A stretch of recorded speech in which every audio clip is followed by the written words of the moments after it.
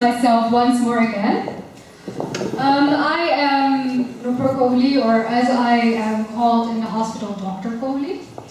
And today I will be speaking about the International Day of Nonviolence, about Gandhi, and what relation does that actually have with modern day life. And the title of today is My Life is My Message. And that is one very important quote of Gandhiji. And I think I have to move this way to move forward with my presentation. I actually had a short introduction in my presentation. I didn't know you were introducing me, but I am a medical doctor. I'm an author of a book on stress and productivity. As you heard, I am also an international speaker. In the past 3 years, I have spoken in several countries worldwide. Have given over 30 speeches, and I won the TEDx award in Delft in 2012, so if you're interested, you can look up the talk. And with that comes also the needed media attention, so it has been quite a journey until now. So, to start the presentation of today, I want us to do a small exercise that will give you a bit more insight in violence and non-violence, and I would like you all to stand up. So I would like you all to stand up.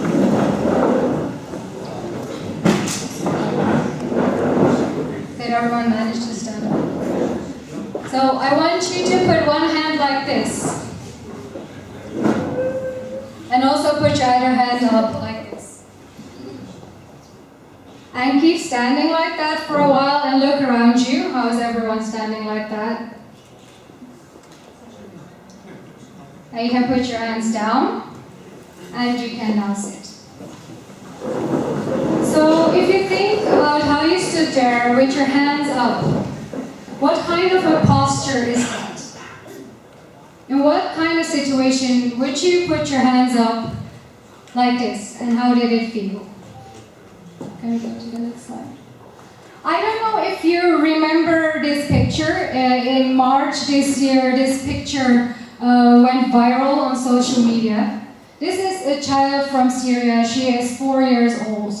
A photographer, I believe, either the one of Humans of New York, came to click her picture. And she put her hands up because she thought the camera was a weapon. This posture you just did is a posture of surrender. Surrender that takes place when you are in a war zone or when you feel danger. A place where violence takes place. Next slide, please. Oh, it's one too early. So I actually have the next exercise for you. I hope it didn't reveal too much, but I want you to stand up again. And again, feel a new, different posture. So I want you to keep one hand like this, and another hand like this, and then look to your side. Again, feel how that feels. And you may sit down.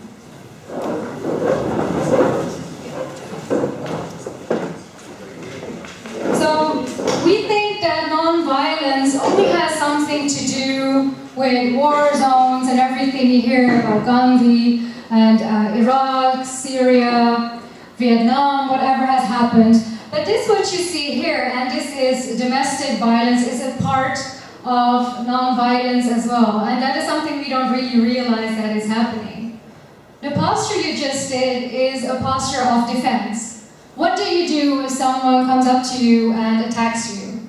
You put your hands up just in the way you did a few moments before. And I think we should keep in mind that non-violence is much more than only the things you see in the media. So what is violence actually? If you put it in a word cloud, violence is abusive, it's injustice, it's destruction. It can be contagious, it can be intimidating, it can be hurtful. There's also defense, it can be irrational. it can be manipulative, it can be ineffective. There are so many words associated with violence, and violence affects many people all over the world in many different ways, and that is why it was very important that there came something that made people realize that this is something not natural, that should not be there.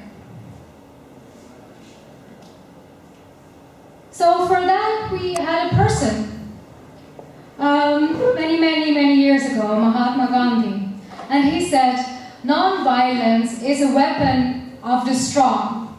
Non-violence is advancing its spirituality, and it can create a social transformation. So in the minutes I have left, I want to go with you through 3 different quotes I have selected from Mahatma Gandhi. And what does that mean to me? And also, what does that mean for daily life? And what has it meant for Mahatma Gandhi himself in his life?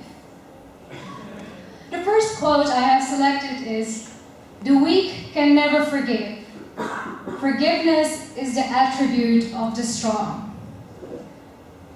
There are many situations in our daily lives that we fight about very, very small things.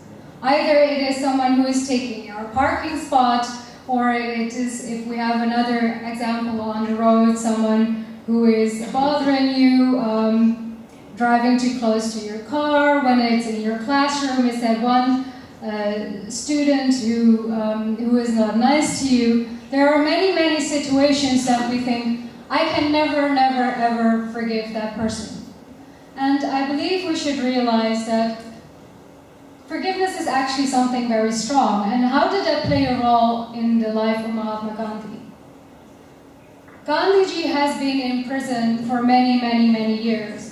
And one of the remarkable things he did, and with him also another great person, Nelson Mandela from South Africa, is that when he came out of prison, he forgave his enemies, and he was kind to his enemies. And I believe that is something we should take with us, that no matter in what awful and terrible situation you have been, that forgiveness can be there. I was not trying to forget it. And even in my own situations, as you said, I am a doctor. I have been in my own rotations. I have been in situations that my supervisor screamed at me and said the most terrible things to me. And still in such situations, if you have to show respect to someone, it's not very easy. You have to be very strong for that. Yes, thanks. The second quote I have selected is, "Strength does not come from physical capacity. It comes from an indomitable will." We always think that if we have to do something, either it is making an exam, or you decide to set up a charity or a foundation, or even if you are organizing something like this today, a great event like this, we will think at first, okay, but this is not in my physical capacity. How on earth will I do this? And many times we are much stronger in our minds than we believe we really are. And how did Gandhiji do this?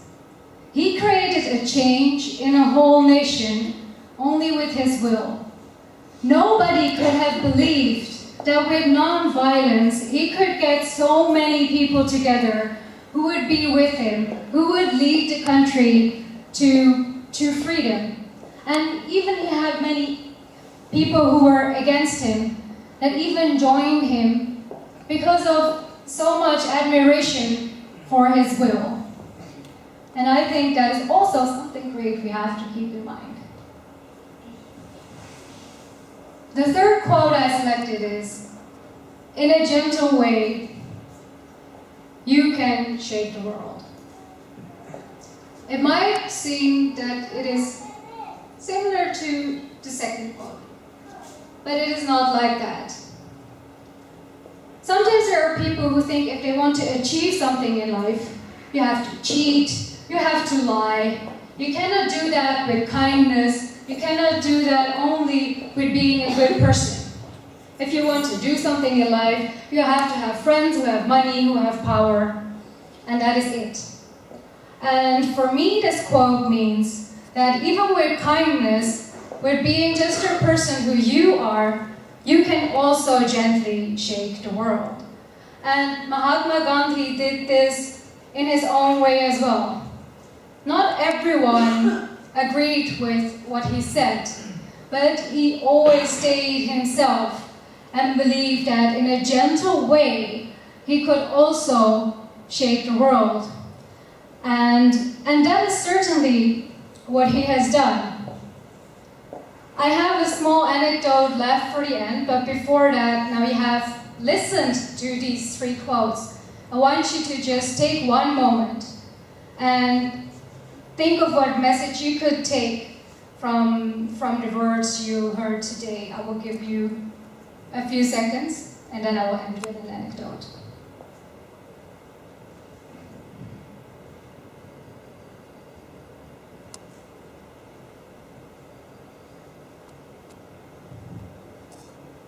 So this morning, I have been to more functions today on the International Day of Nonviolence. This morning, I was in the Palace of Justice in The Hague, where there were many dignitaries and also many country officials.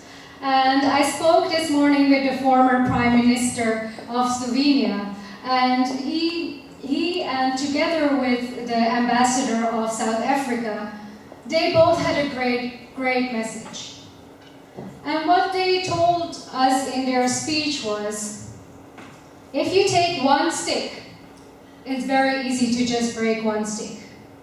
But grab a second stick and a third stick, and after a while you will have a bunch of sticks.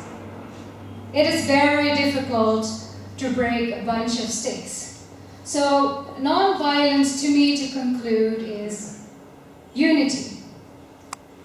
Because a bunch of sticks is hard to break, and unity is hard to break. So if we have unity in non-violence, I believe with the coming years to come, when we remember Gandhiji and his lessons, we have much more great work to do.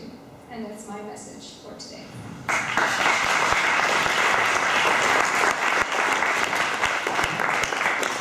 Thank you so much, Nupur. That was a beautiful perspective. You guys must have been wondering, what's that red stamp that they gave on our forehead? I don't know, you guys. That's something that, well, in Holland, whenever you